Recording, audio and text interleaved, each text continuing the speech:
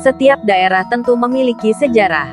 Situ Lengkong Panjalu terletak di Desa Panjalu, Kecamatan Panjalu, Kabupaten Ciamis, Jawa Barat. Hasil penelusuran dari sumber setempat, maka akan memaparkan sejarah, adat budaya, dan terbentuknya Situ Lengkong.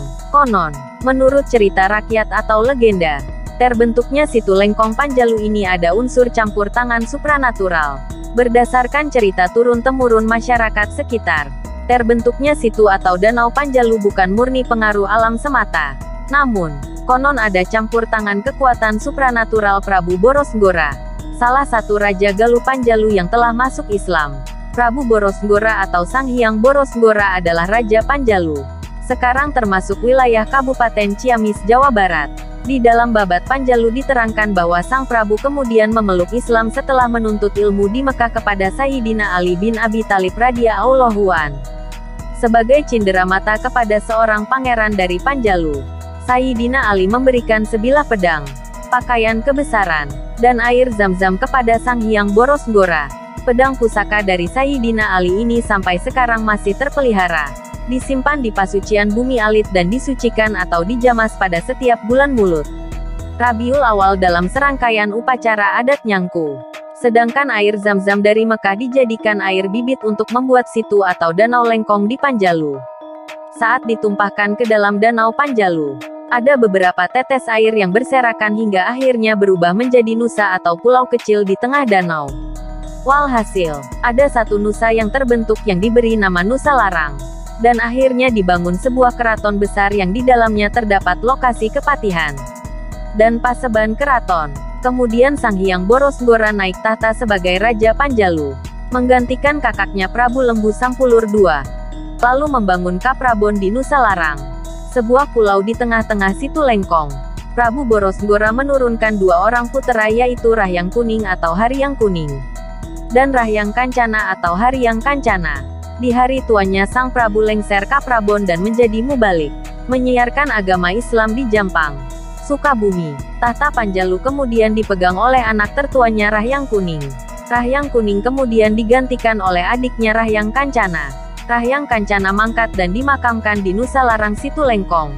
Sampai sekarang makam Prabu Rahyang Kancana selalu ramai dikunjungi para peziarah Islam dari seluruh Indonesia.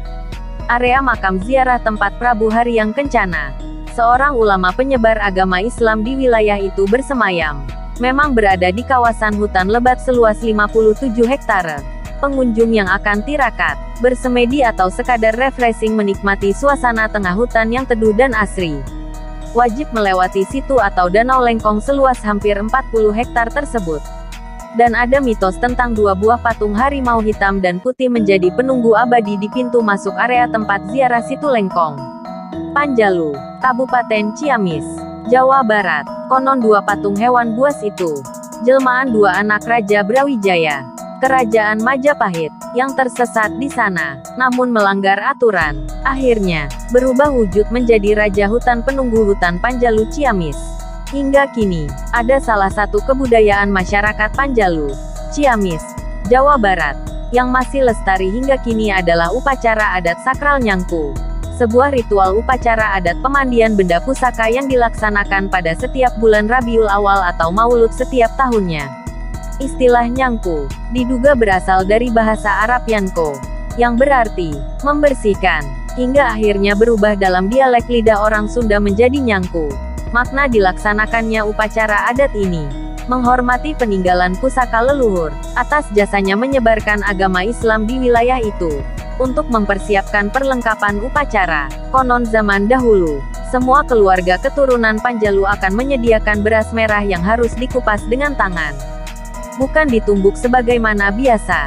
Selanjutnya beras ini digunakan sebagai bahan untuk membuat tumpeng dan sasajen. Ritual Nyangku diawali dengan berziarah ke makam raja di Situ Lengkong, Panjalu.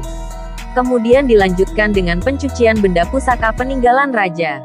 Kemudian seluruh benda pusaka yang didominasi perkakas dan senjata perang tempo dulu dikeluarkan dan dimandikan dari Museum Bumi Alit dan Situ Panjalu yang jaraknya berdekatan. Belakangan air bekas pencucian kerap menjadi incaran peziarah atau pengunjung yang sengaja ingin mendapatkan keberkahan hidup. Mereka rela berdesakan hanya demi mendapatkan air sisa basuhan tersebut. Sebuah kegiatan yang mesti dibarengi keyakinan kepada Tuhan, jika tidak ingin menjadi perbuatan syirik. Selain menghormati leluhur, kegiatan dalam nyangku, dan ritual Maulid Nabi Muhammad tersebut, juga bertujuan menyebarkan agama Islam, sekaligus sarana silaturahmi antar warga.